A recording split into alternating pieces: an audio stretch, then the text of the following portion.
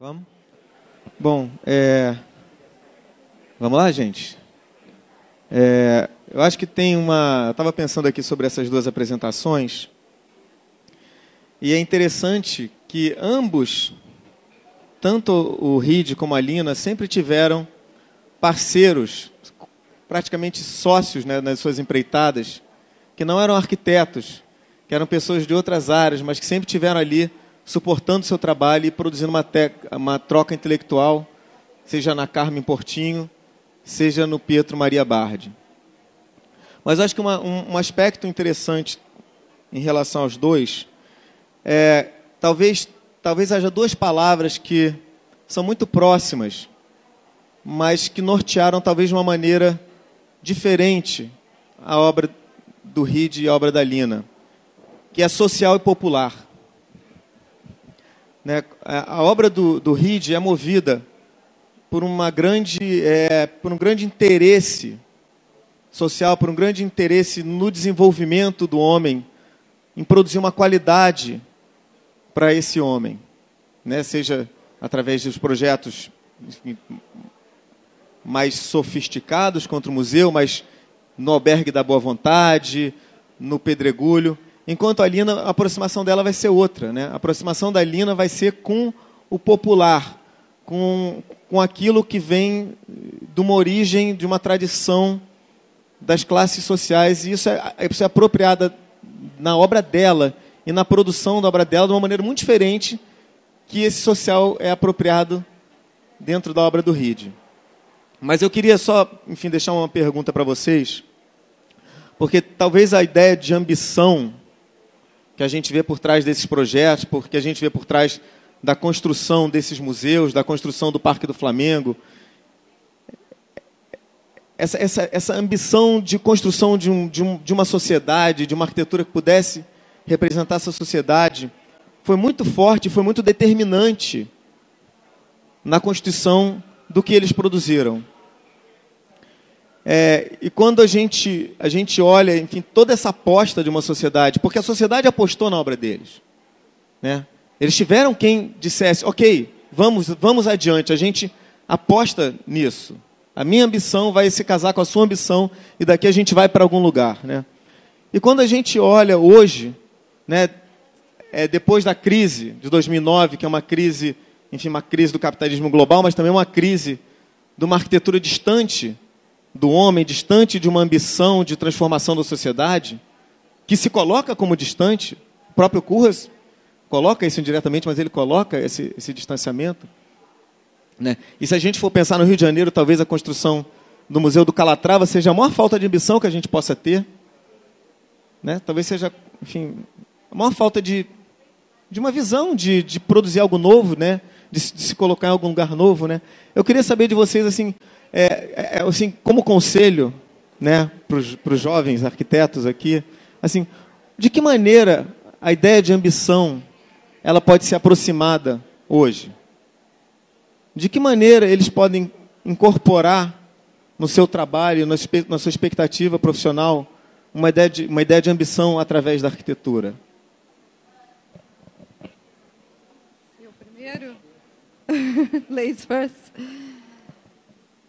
Pergunta difícil.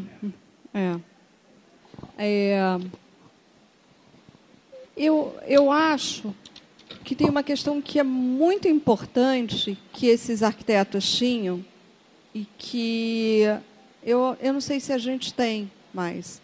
Eles tinham... A arquitetura moderna se caracteriza, acho que, por ter uma pauta ética. Tá? Isso é uma coisa que, no mundo contemporâneo, perdeu-se, né? E tem uma dimensão política nisso também, né? Essas obras elas foram levadas a cabo porque havia governos interessados em construir essas obras. No primeiro momento, o governo Vargas, depois a iniciativa privada e também o próprio governo Kubitschek, né, que encomendou várias obras para Oscar Niemeyer, a própria construção de Brasília, né?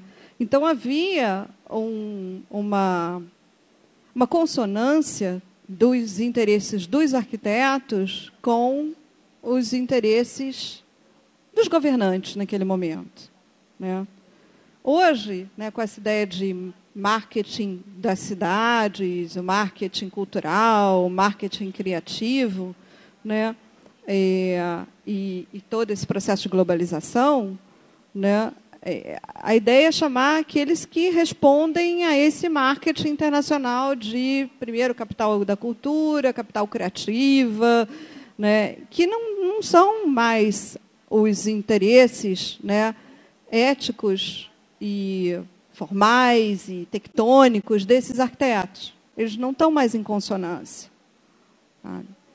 Eu acho que uma coisa que também que me chama a atenção é que hoje a gente olha para a história da arquitetura e a gente vê uma dimensão política nesse. Quando eu falo política, não é política partidária, não, tá? Mas assim, uma dimensão da ação do homem no seu contexto social, que essas gerações tinham e que a gente tem muito pouco hoje. Tá? E eu acho que essa organização hoje atual do capital, ela nos faz sentir muito pequenos diante disso. Então, a nossa ambição ela fica reduzida, né? O Lúcio Costa, ele era um intelectual, não só um arquiteto, ele era um intelectual, que tinha um projeto para o Brasil, um projeto de modernidade, né? E hoje a gente não tem mais essa dimensão na nossa atividade. Pelo contrário, acho que a nossa atividade, por nossa culpa também, ela foi sendo menosprezada ao longo das décadas, mas não só por nossa culpa, obviamente, né? Mas o fato é que a organização do sistema econômico excluiu o arquiteto, né? E a nossa opinião deixou de ser valorizada também. E nós não lutamos por isso, né? A gente vê a questão dos irmãos Roberto, por exemplo, eram arquitetos que produziam para o mercado que era mais exigente, né? A gente vê o caso da construção do MAN, eles queriam os grandes arquitetos da época, não eram arquitetos internacionais, eles queriam Oscar Niemeyer e a Lina, né? Hoje, a gente tem um governante que chama o Calatrava para fazer o Museu do Rio de Janeiro.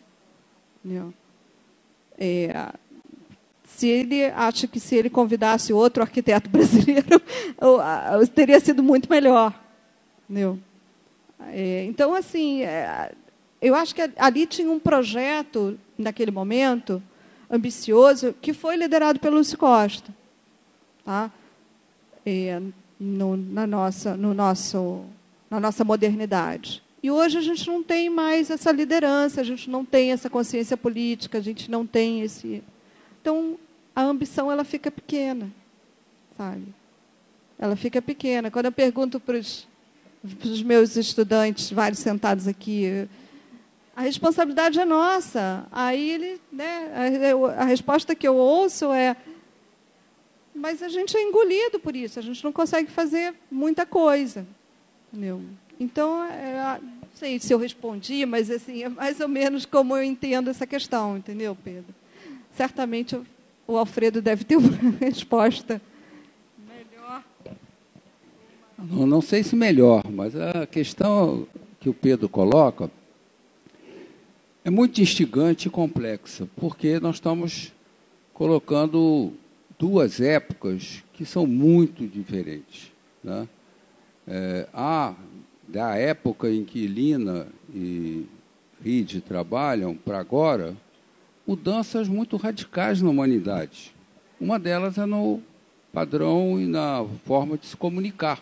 Quer dizer, só a questão da introdução da internet e hoje dessa, poderíamos dizer, loucura dos recursos que você tem com o telefone, com o smartphone, essas coisas todas, mudou por completo o comportamento da humanidade. Não é uma questão brasileira, não é uma questão carioca, é uma questão da humanidade. A gente está vendo isso já nos próprios filmes que estão surgindo, né, das pessoas estarem andando na rua grudada na telinha e todo mundo grudado na telinha, o que traz uma perspectiva de individualização completamente diversa. E isso, evidentemente, rebate na formação dos arquitetos, no pensamento dos arquitetos. Os arquitetos também estão, os jovens arquitetos, vocês, estão colados na telinha, estão voltados para um individualismo completamente diverso do que havia nessa época. Isso é uma primeira questão. A outra é que nós, ainda, no Brasil, temos uma questão urbana, uma cultura urbana muito pobre. A sociedade é muito pobre. A relação da sociedade com a cidade é muito idealizada pelos arquitetos, porque, na realidade, a sociedade, e rebatendo nos seus administradores, nos seus representantes de administração pública e políticos, é muito pobre. As pessoas não têm nenhuma relação e consciência do papel da cidade e da sua relação, que está no próprio radical da palavra, cidade, cidadão, cidadania. Isso é uma ligação muito profunda e que não é exercida na sua plenitude, muito longe disso, por nós. Então, é muito difícil hoje o administrador público ter essa consciência. Realmente, nós, dessa época que eles trabalhavam, Ride e Lina para cá, nós transformamos as cidades em pastos de negociação política e econômica. Quer dizer, política no sentido de você dividir a área e deixar, não, deixa essa área com fulano, porque ele tem voto ali, a gente bota um hospital, bota uma escola, temos mais 20 mil votos, não sei o que e tal. A negociação no gabinete dos administradores públicos é essa, no sentido político. No sentido econômico, vamos chamar fulano, fulano, fulano das empreiteiras e vamos discutir como é que a gente vai dividir isso e fazer dinheiro. É o que foi feito com o Porto do Rio e está sendo feito em vários projetos no Brasil. Quer dizer, você decide no gabinete com grupos econômicos poderosos, faz uma divisão, não entra nenhuma questão urbana e arquitetônica em discussão, não são chamados os arquitetos para discutir, o pensamento sobre a cidade, sobre a arquitetura, não participa disso, e aí vai se formando essas coisas que nós estamos vendo. Dentro disso, há uma luta que os arquitetos estão se organizando cada vez mais. Hoje nós temos o IAB mais fortalecido, temos o CAL, que estão se fortalecendo para brigar e fazer com que essas coisas voltem ao sentido original de defesa da qualidade de vida das pessoas, dos usuários. Então, quando você vê que hoje nós temos 50 anos, 60 anos depois do que o Pedregulho foi pensado e executado, nós temos o Minha Casa Minha Vida, é evidente que nós estamos recuando. Nós não estamos avançando. Nós não tiramos dessas experiências de Lina e de Ride, nós não tiramos esse avanço. Houve um recuo concreto, tanto na arquitetura quanto no urbanismo. Estamos lutando, tem vários exemplos de células que estão numa luta para a transformação. Aqui mesmo, isso é uma célula de luta, de colocação, de resistência, para que tudo não se perca de uma forma e seja banalizado como tem sido proposto. Mas, realmente, a perspectiva para os jovens arquitetos, numa situação como essa, é uma situação de luta. Eu não vejo condições objetivas para que os jovens arquitetos saem fazendo propostas de engrandecimento da nação e de melhoria das coisas, como nós vimos. Era uma outra época muito diferente, com condições muito diferentes. Hoje nós temos um adensamento, uma questão demográfica muito diferente. Nós multiplicamos a população do país, não só aqui, como em outros lugares, né? Um adensamento em situações urbanas, em regiões administrativas muito complexas, e, no entanto, a visão de condução desses problemas é ainda muito precária. Nós estamos muito mal formados para isso. Não só os arquitetos, como os administradores públicos, sobretudo. Estamos mal formados para enfrentar isso. Nós não temos condição clara de capacidade de enfrentar uma cidade de 10 milhões de habitantes. São Paulo já está quase 20, né? E você coloca lá quem? Um político que foi um cara que fez um trabalho legal no partido tal e nas coisas. Esse é o administrador que vai administrar uma cidade de 17 milhões de habitantes. E não é viável uma coisa dessa. É claro que, na hora que ele vai trabalhar, ele não vai chamar o arquiteto que pensa melhor, ou que uma corrente que tem uma proposta melhor para a cidade, porque ele não sabe o que é isso. Ele não lida com isso.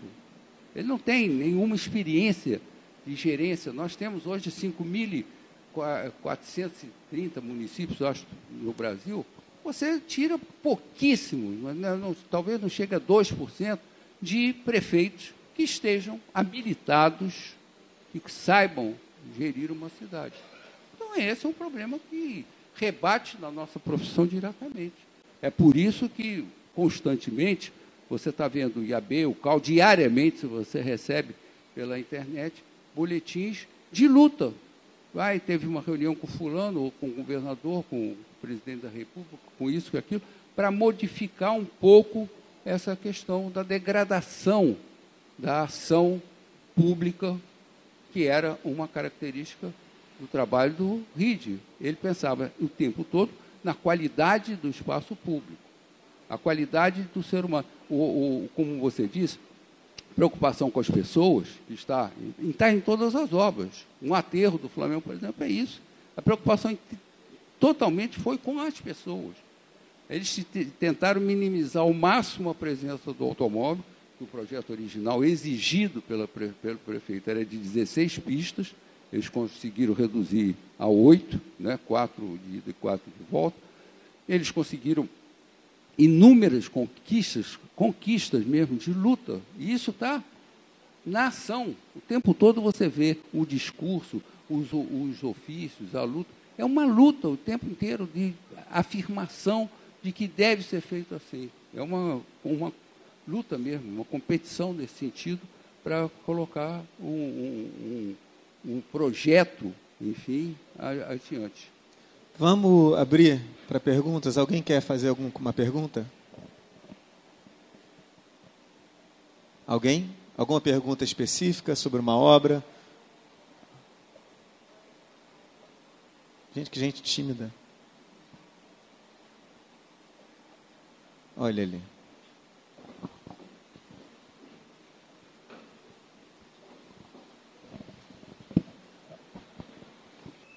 Hey, so quick question. I hope it's okay. That's in English. Or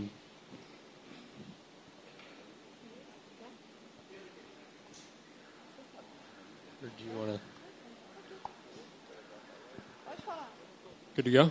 Okay, great. A lot of what you guys were saying, it seems like there's a conflict between the role of the citizen and whether it's bottom-up development or top-down development. And I was curious what you think the role of the architect and where we position ourselves within that, I guess, flow of capital and how we decide on what spaces we're creating. If you could comment on that, I'd be really curious.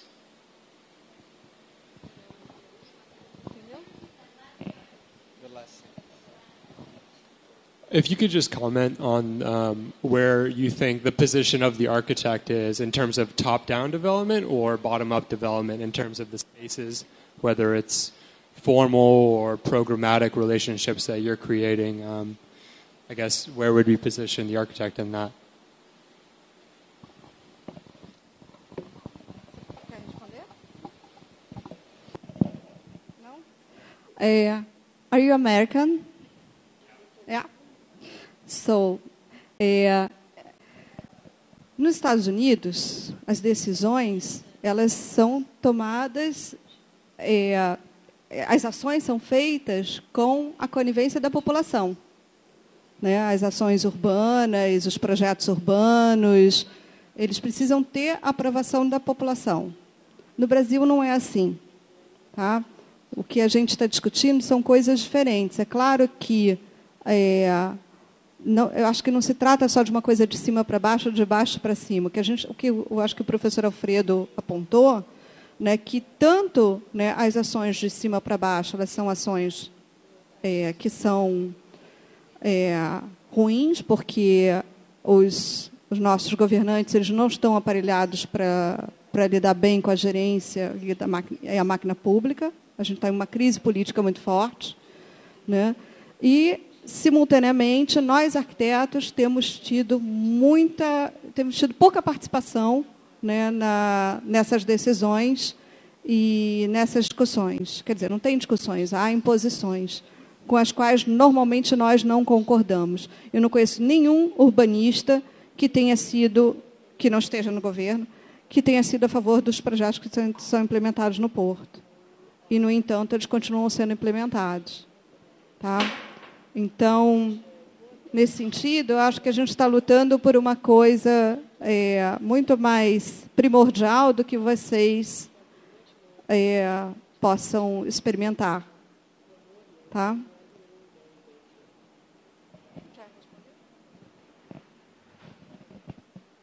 Olha, primeiro eu queria dizer que a minha intervenção anterior não pretende, pelo contrário, criar um desestímulo, uma desesperança para os arquitetos e a nossa profissão, para os jovens, etc. Apenas eu alerto que vivemos um momento em que tem que haver uma consciência de luta, uma transposição de uma posição individualista, achando que vai ter uma egotrip, vai ter uma viagem pessoal de resolver os problemas e realmente se engajar, entender o seu papel na sociedade contemporânea, na sociedade atual. Esse é que é o problema fundamental. E essa questão da atuação do arquiteto que ele coloca é exatamente vinculada a isso. Nós temos que estar, primeiro, absolutamente antenados com a realidade política e econômica do país, para saber aonde nós podemos atuar e aonde podemos contribuir. Isso é o primeiro ponto. Não podemos ficar esperando que haja, como na outra época, relações aqui e ali, pessoais ou políticas, que lhe traziam um projeto na mão. Não é mais isso assim. Isso mudou por completo. Então, realmente, o que a gente está vendo hoje pelo Brasil afora, os jovens arquitetos, é participação em concurso, é participação em movimentos sociais, é participação em várias outras atividades em que ele possa dar essa contribuição. Senão, ele não vai ter essa possibilidade. Ele vai, evidentemente, ter um processo, né, de engajamento em escritórios, em companhias, em empresas, etc., para você fortalecer a sua formação. Nós saímos da faculdade no Brasil ainda despreparado para enfrentar essa realidade. Então, é preciso ter uma prática profissional e ter esse trabalho. É o que a gente vê a fase que é estimulada hoje, é até obrigatória nas faculdades, do estagiário. Você tem que estagiar e passar um período e, depois de formado, também contribuindo. Aí entra um problema pessoal de escolher um escritório, um bom arquiteto para trabalhar junto. Quer dizer, essa escolha é fundamental. Assim como o Reed teve a possibilidade de conviver com Agache e com Le Corbusier, que tinham posições opostas, contrárias, mas que enriqueceram enormemente a formação dele, e os outros também tiveram esse tipo de formação. Isso é fundamental para os jovens arquitetos hoje terem uma participação produtiva com gente que tem qualidade e tem a visão do que está acontecendo. Isso é fundamental. E, ao mesmo tempo, fazer como eles também fizeram, participação em concurso, em experiências, em ligação com o movimento. Hoje nós temos vários exemplos. Pedro é um exemplo aqui, que com o escritório dele tem se envolvido com a Maré, tem se envolvido com uma série de posições que são trabalhos em que o arquiteto pode exatamente fortalecer a sua contribuição e pode se engajar nessa possibilidade de construção de uma nação melhor. É exatamente isso, quer dizer, nós temos que lutar por isso. É uma luta. A profissão hoje, para ser levada a séria, convoca todos nós a uma luta. Isso não tenha nenhuma dúvida. Quem não pensar assim, estará voando e pairando sobre sonhos e outras fantasias. Alguém mais? Não, só um comentário rápido.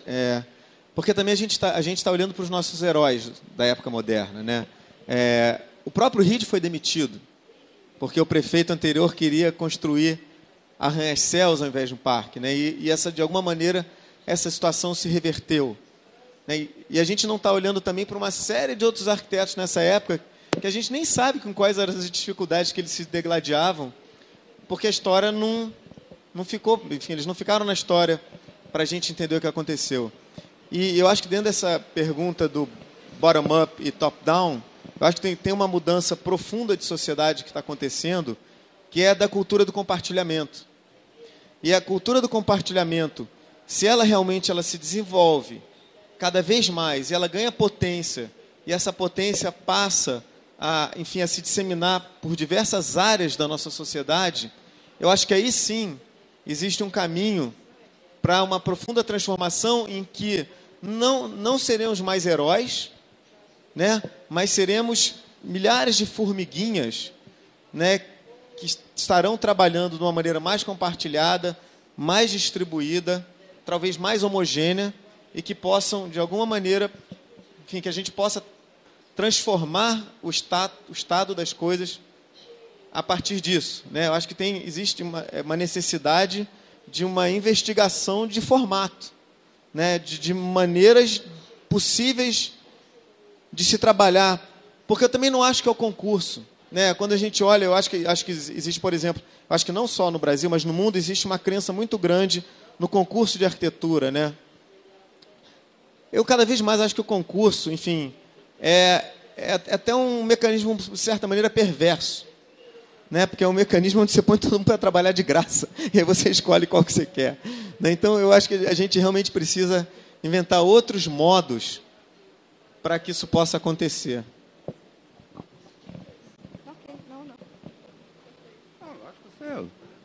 E alguém quer falar alguma coisa, alguma pergunta específica sobre Lina, sobre Reed?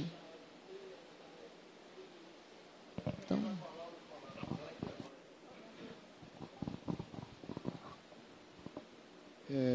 Boa noite. É muito chato ser aquele cara que pergunta nos debates.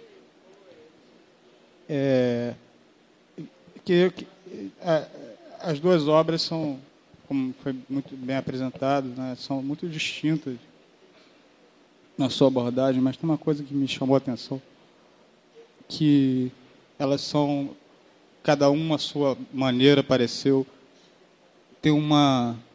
se procurar se conformar à natureza. Estou falando natureza, arvorezinha, essas coisas, árvore mesmo, natureza, né? Então, tanto o Reed, né, quando a gente pensa assim, né, que os projetos do Corbusier, daqueles edifícios fita, né, são absolutamente abstratos, né, e o dele se conforma ao caminho dos burros, né, ou a Lina também, mesmo desde o início, né, tem uma relação com a topografia. Não sei, eu queria que isso me pareceu de certa maneira, abrasilhamento do modernismo, entendeu? Já foi uma coisa que já ficou uma coisa mestiça aqui, que eu achei interessante isso ter entrado. Não sei se é pertinente ou não, se vocês quiserem comentar isso, essa relação com o lugar fisicamente, né, com a natureza fisicamente do lugar na obra.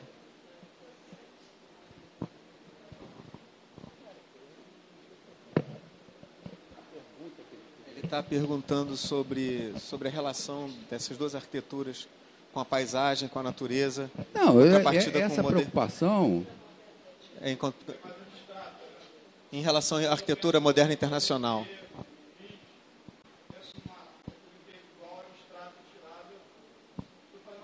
Não, eu não vejo assim, eu acho tanto um quanto o outro, de maneiras diferentes, naturalmente, mas a preocupação do projeto que eles estavam fazendo vem de uma consciência muito clara da presença, da perenidade da arquitetura na cidade. É uma visão até, a meu ver, antecipada e de vanguarda com relação ao que hoje nós estamos discutindo. Quer dizer, de alguns anos para cá, a arquitetura hoje é pensada como um elemento fundamental da cidade, não como um objeto em si.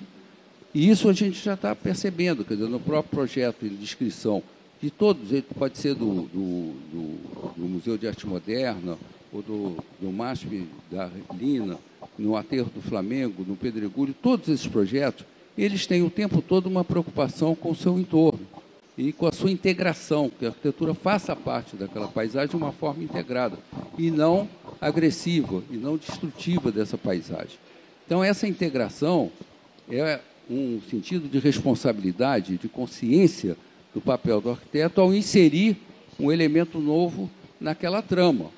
É uma peça de teatro que você está colocando um novo personagem que tem que estar organicamente funcionando com os demais. Isso é muito claro no trabalho deles. Todos, desde o primeiro trabalho do Reed, que é o Albergue da Boa Vontade, que é fruto de um concurso, em que ele já começa a mostrar a sua relação com o entorno e a sua preocupação com o entorno. Então, essa questão com a natureza, que é muito diferente da preocupação da época que nós temos hoje, quer dizer, não há nada da ecologia e da sustentabilidade que hoje nós estamos discutindo, era uma outra época, com outro pensamento, mas a integração do objeto arquitetônico com o entorno, com a natureza, com a ambientação, isso já era muito claro na obra dele, é explícito, não só através do objeto criado, mas dito com palavras na sua descrição. Posso falar alguma coisa? Essa é uma questão complexa, sabe, Bruno? Porque assim, a concepção que cada um vai ter de natureza, do ponto de vista do entendimento do que é o natural, eu acho que no RID vai, como o professor Alfredo falou, é essa questão que vai se relacionar com a paisagem, a construção da paisagem. Para a Lina, eu acho que tem ali, na concepção dela, tem uma mudança dela da relação entre natureza e história. Mas ela tem, fundamentalmente, essa concepção da natureza versus a história, né? Então, ela não tem essa preocupação tanto da construção da paisagem, da inserção do objeto. Ela está construindo a cidade, e a cidade, quando ela fala, o MASP é um vazio, né? O MASP é um vazio, mas ele é um vazio na escala do homem, né? Porque na escala da cidade ele é um monumento, né? Assim, você tem uma vista geral do olho do pássaro, a vista do pássaro, né?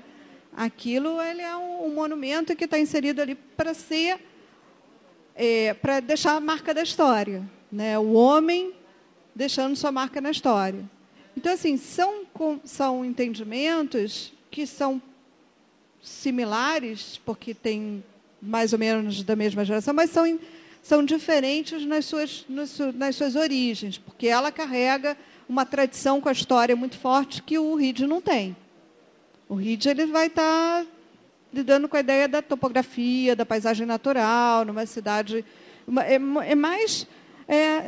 mais assim, mais como o Niemeyer entende nessa construção da paisagem, de uma questão morfológica, do que da ação do homem, mesmo como aquele que constrói a história, que é o caso dela. Tá? Então, assim, quando ela vai trazer a natureza, ela vai trazer o muro verde, né? Não é... E a praça, a esplanada, ela é seca. Tá? Agora, o Reed, ele trabalha com Burle Marx. E o Burle Marx ele vai construir a paisagem moderna, de fato, onde você tem os elementos da natureza que são parte dessa paisagem. Então, é um entendimento de construção de paisagem no seu sentido mais morfológico. Dela, não. Para mim, acho que não. Entendeu? Bom, gente, são 9h30. Você quer falar alguma coisa, Alfredo? Não? Então eu queria... Uma observação nisso que a Cristina estava falando, é que a Lina trabalhava com São Paulo, o Reed trabalhava com o Rio de Janeiro. Há uma diferença aí fundamental em matéria de paisagem. Há que ter uma atitude diferente com relação à paisagem. Então a gente termina com essa pequena provocação do Alfredo. Muito obrigado.